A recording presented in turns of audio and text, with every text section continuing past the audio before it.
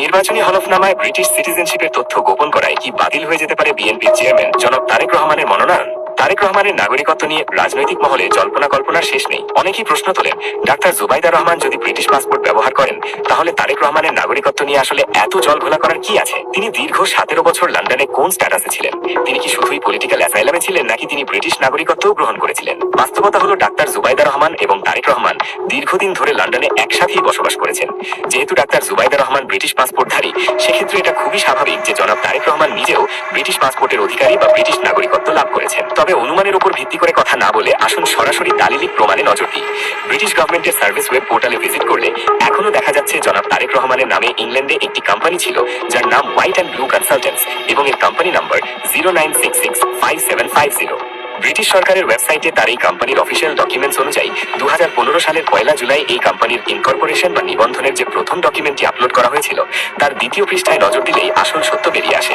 সেখানে পরিচালকের তথ্যে জনাব তারেক রহমানের ন্যাশনালিটি বা জাতীয়তা স্পষ্টাক্ষরে লেখা আছে ব্রিটিশ। এখন প্রশ্ন হলো, নামের মিল থাকতেই পারে, ইনি কি বিএনপির ভারপ্রাপ্ত চেয়ারম্যান জনাব তারেক রহমান? এই সন্দেহ দূর করতে আমাদের যেতে হবে নথির 4 নম্বর পৃষ্ঠায়। সেখানে ইনিশিয়াল শেয়ার হোল্ডিং এর তালিকায় দেখা যাচ্ছে ডাক্তার জুবাইদা রহমানের নাম, এবং মজার বিষয় হলো দুজনের দেওয়া ঠিকানাও হুবহু এক। অর্থাৎ ইনি যে বিএনপির শীর্ষ নেতা জনাব তারেক রহমান এবং তার ন্যাশনালিটি যে ব্রিটিশ ছিল, তা নিয়ে আর সন্দেহের আর কোনো অবকাশ নেই। এখন আসি নির্বাচনী হলফনামার প্রসঙ্গে।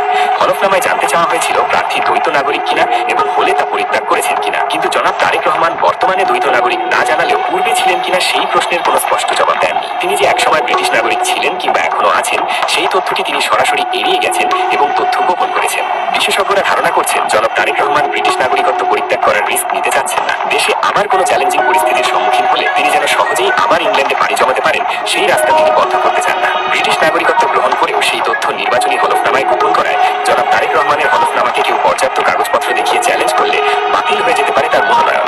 সেক্ষেত্রে আসন্ন নির্বাচনে জনাব তারেক রহমানের অংশগ্রহণই ঝুঁকির মুখে পড়ে যেতে পারে। বাংলাদেশের নির্বাচন কমিশনের আইন অনুযায়ী দ্বৈত নাগরিকত্বধারী কেউ নির্বাচনে অংশ নিতে পারে না। নির্বাচন করতে হলে তাকে অন্য দেশের নাগরিকত্ব পরিত্যাগ করতে হয়। জনাব তারেক রহমান ব্রিটিশ নাগরিকত্ব পরিত্যাগ করে থাকলে আইন অনুসারে মনোনয়নপত্রের সাথে নাগরিকত্ব বাতিলের ডকুমেন্টস জমা দিতে হবে। কিন্তু তিনি দ্বৈত নাগরিকত্ব অস্বীকার করেছেন।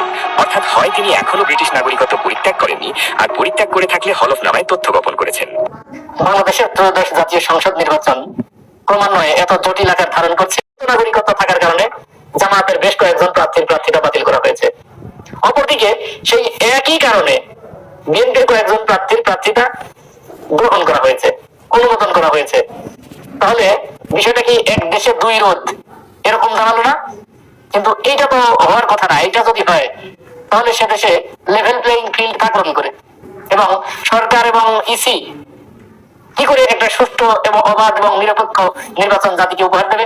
অথচ তারা বারবার এই কথাটি বলছে এবং মানুষকে এটি আশ্বস্ত করতে চাচ্ছে যে তারা একটি লেভেল প্লেইং ফিল্ড তৈরি করার মাধ্যমে অবাধ এবং নিরপেক্ষ নির্বাচন জাতিকে উপহার দেবে। অতীতের সমস্ত রেকর্ড ভঙ্গ করে পৃথিবীর সেরা একটি নির্বাচন তারা করবে। আমরা যদি কুমিল্লার আব্দুল আওয়াল মিন্টুর কথা বলি, তার আছে দ্বৈত নাগরিকত্ব, তার মনোনয়নপত্র গ্রহণ করা হয়েছে। অপরদিকে ঠিক সেই একই কোন রকম কোন দাড়ি কমা সেমিকোলন কিচ্ছু হেরফের নেই, একই কারণে কুড়িগ্রামের মাহবুব আলম সালেহিনের মনোনয়নপত্র অবৈধ ঘোষণা করা হয়েছে।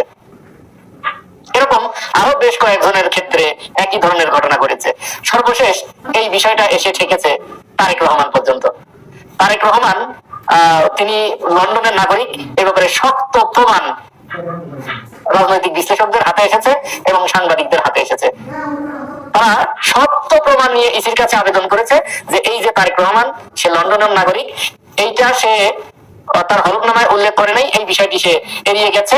সুতরাং হলফনামায় কেউ যদি অসত্য তথ্য দেয় তাহলে বাংলাদেশের আইনে সে নির্বাচনের জন্য অযোগ্য বিবেচিত হয়, এবং কেউ যদি দ্বৈত নাগরিকত্ব গ্রহণ করে থাকে সেও নির্বাচনের জন্য অযোগ্য বিবেচিত হয়।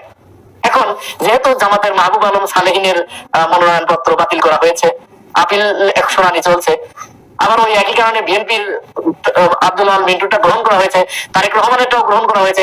এখন কেউ একজন ইসিতে তারেক রহমানের নামে একটা মামলা ঠেকে দিচ্ছে যে এইটা এই সমস্যা। এখন এখানে কি সমস্যা সেইটার ব্যাপারে আমি একেবারে ডকুমেন্ট সহ আপনাদেরকে দেব, আপনারা দলিল প্রমাণ সহ হাতে হাতে প্রমাণ পাবেন। তার আগে বিএনপির বর্তমান রাজনীতি কোন পর্যায়ে চলে গেছে তারা মানুষকে কোন পর্যায়ে নিয়ে যেতে চাচ্ছে এবং কোন ধরনের রাজনীতি বাংলাদেশে প্রতিষ্ঠিত করতে চাচ্ছে এতদিন আমরা বুঝতে না পারলেও সম্প্রতি তাদের কিছু কার্যক্রমে কিছু কথাবার্তায় তাদের নেতাকর্মীদের কিছু অ্যাক্টিভিটি বিজনের মাধ্যমে আমাদের কাছে এটি পরিষ্কার হয়ে গেছে। তারা তাদের নেতাকর্মীদের মাঠে নামিয়ে দিয়েছে না ভোটের ক্যাম্পেইন করতে, তারা তাদের নেতাকর্মীদের মাঠে নামিয়ে দিয়েছে যে বিএনপি এবং আওয়ামী লীগ যে এক, এইটা আওয়ামী লীগের নেতাকর্মীদেরকে বোঝাও এবং আওয়ামী লীগ যাতে বিএনপি তে ভোট দেয় এর জন্য তারা এমন ভাবে ক্যাম্পেইন করছে এবং গ্রামে গ্রামে ভোট চাচ্ছে যে আওয়ামী লীগ এবং বিএনপি একদম এক, কোনো পার্থক্য নাই। এই মুহূর্তে বিএনপি কে ভোট দেওয়া মানে আওয়ামী লীগকে ভোট দেওয়া। আপনারা ভিডিও গুলো দেখেন নাই? আমি কপিরাইট ইস্যুর কারণে এবং ভিডিও বড় হয়ে যাচ্ছে এবং তারেক রহমানের ওই ভিডিওটা দেখাবো বলে আমি আর ওই ভিডিওতে যাচ্ছি না, ওইগুলো দেখাচ্ছি না। আপনারা প্রত্যেকেই এই ভিডিওগুলো দেখেছেন। এক নেতা, শ্রীবর্দী উপজেলার এক নেতা, তিনি কিভাবে ভোটে জয়যুক্ত হলে